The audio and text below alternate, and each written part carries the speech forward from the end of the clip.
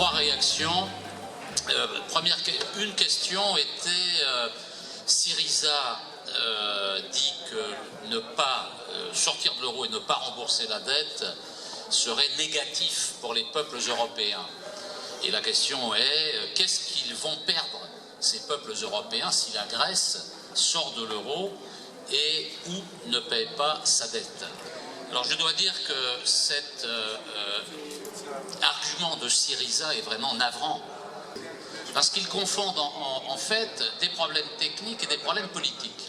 Sur le plan politique, la sortie de la Grèce de l'euro, de l'Union européenne et l'annulation de sa dette serait une formidable victoire pour les peuples européens qui gagneraient de l'espoir et qui verraient qu'il y a un processus politique qui est en train de se développer, de libération des peuples de la prison européenne qu'est l'Union européenne. C'est-à-dire que la Grèce pourrait jouer le rôle, toute proportion gardée, évidemment, toute chose égale par ailleurs, le même rôle qu'a joué la Révolution française en 1789, sauf l'épisode napoléonien qui a suivi derrière. Ou le printemps des peuples de 1848, qui s'est répandu en Europe comme une traînée de poudre. Donc nous, en France, et je pense que c'est le cas dans d'autres pays, nous attendons énormément du peuple grec. Sur le plan technique maintenant, il faut, les pays de l'Union européenne sont engagés vis-à-vis de la Grèce de deux manières.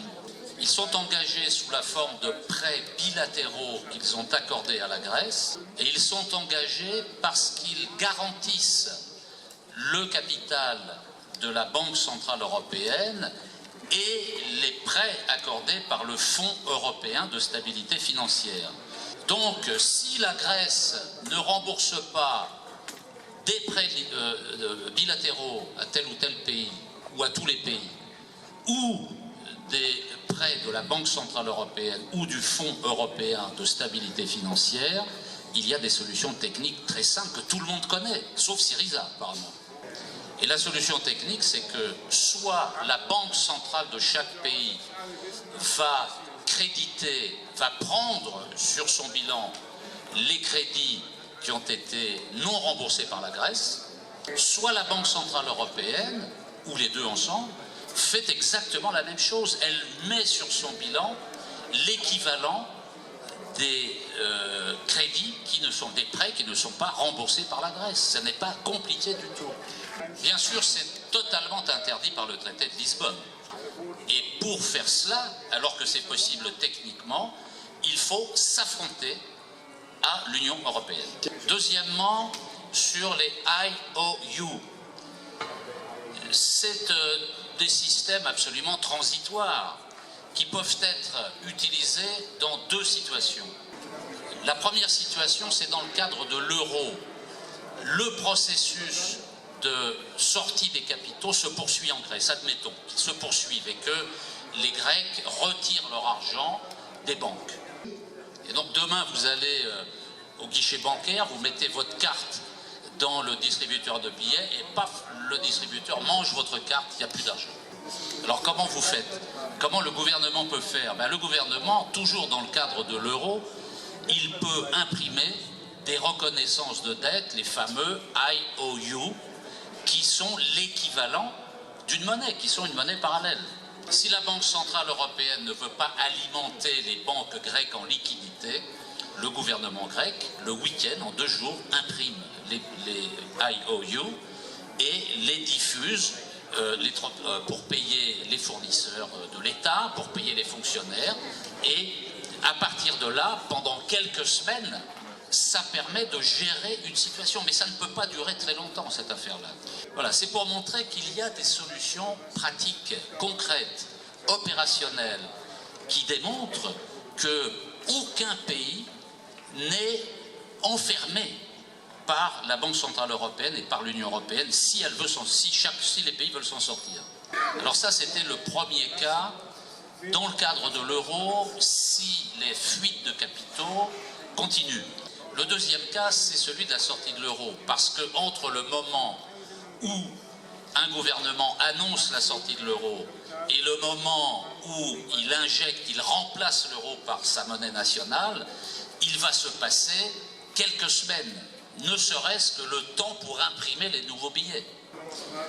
Et donc, pendant cette période de transition de quelques semaines, eh ben, les IOU peuvent être utilisés. Mais après, ils disparaissent puisque la nouvelle monnaie nationale a remplacé l'euro. Alors, troisième réaction à propos de la question pourquoi la gauche est pour l'Union européenne et pour l'euro, alors que la droite, une partie de la droite et surtout l'extrême droite sont contre l'Union européenne et contre l'euro.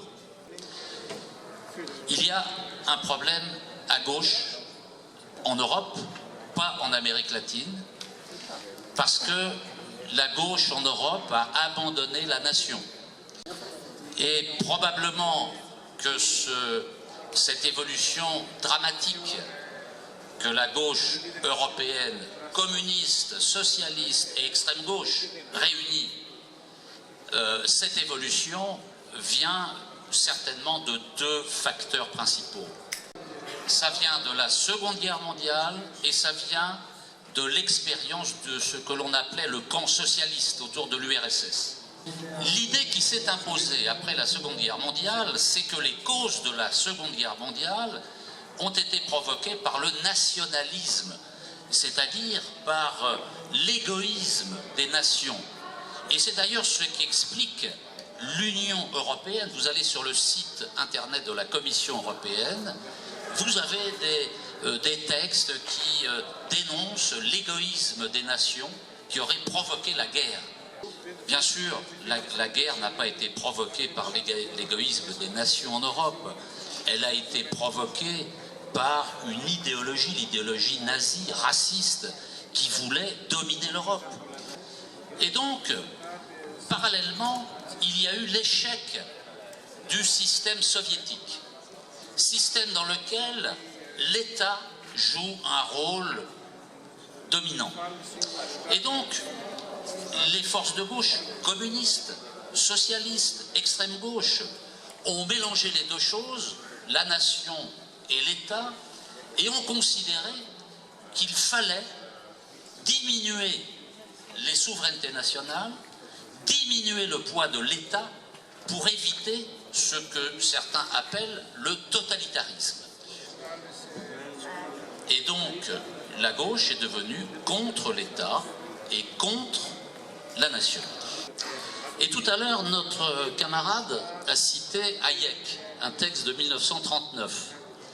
Alors, c'est drôle parce que dans les feuilles que je n'ai pas lues tout à l'heure, pour raccourcir mon intervention, j'avais précisément repris une citation de Friedrich von Hayek de 1939. Je me permets de la lire, ces trois lignes. Alors, Friedrich von Hayek, c'est le pape du néolibéralisme, pour ceux qui ne le connaissent pas. Alors voilà ce que dit Hayek en 1939.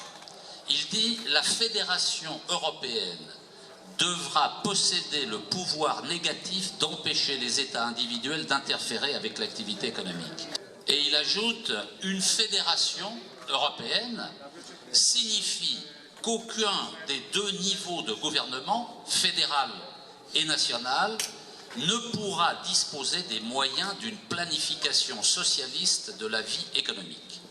Ce qu'il faut comprendre, c'est que l'essence de l'Union européenne, c'est la destruction des souverainetés nationales. C'est le but. Il ne peut pas y avoir de négociation avec eux. Il ne peut pas y avoir de modification du système européen de l'intérieur. Il faut le détruire.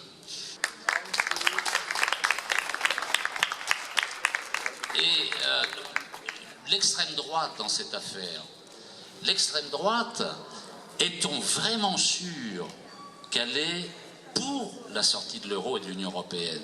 Parce que si on prend l'exemple de la France avec le Front National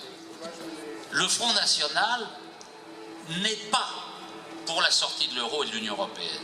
C'est une véritable mascarade organisée par les grands médias, le Parti socialiste et la droite, pour attribuer le monopole de cette idée à l'extrême droite, alors qu'en réalité, quand on regarde le programme du Front National, il n'est pas pour la sortie de l'euro et de l'Union européenne. Et il y a un argument pour le démontrer. Quand le Front National et Marine Le Pen parlent de sortie de l'euro et de l'Union européenne, ils disent toujours une sortie groupée. Or, une sortie groupée, ça veut dire plusieurs pays en même temps, c'est une impossibilité politique, parce qu'il n'y a pas de pays qui veulent sortir de l'euro. Ça n'existe pas aujourd'hui. Unilatéralement, pays après pays. Et donc il faudrait étudier de près les programmes de l'extrême droite, au lieu de faire comme en France une certaine extrême gauche qui critique l'extrême droite avec des arguments moraux.